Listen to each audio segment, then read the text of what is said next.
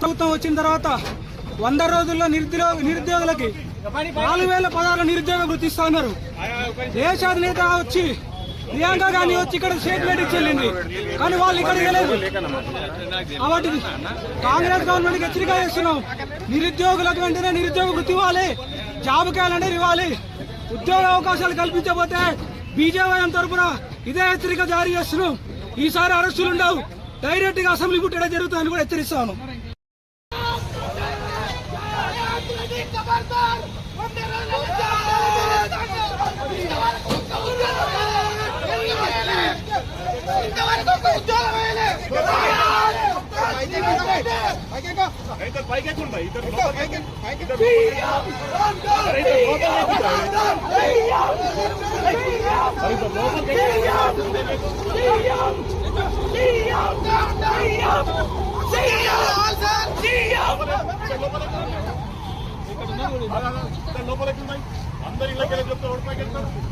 ప్రభుత్వం వచ్చిన తర్వాత 100 రోజుల్లో నిరుద్యోగులకి 4016 నిరుద్యోగ వృత్తి ఇస్తున్నారు.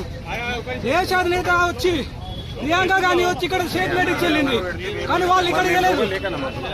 కాబట్టి కాంగ్రెస్ గవర్నమెంట్కి హెచ్చరిక చేస్తున్నాం.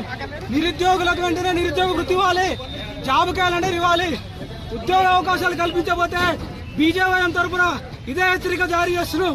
ఈసారి అరెస్టులు ఉండవు, డైరెక్ట్ గా అసెంబ్లీ పుట్టడం జరుగుతుందని కూడా హెచ్చరిస్తాను.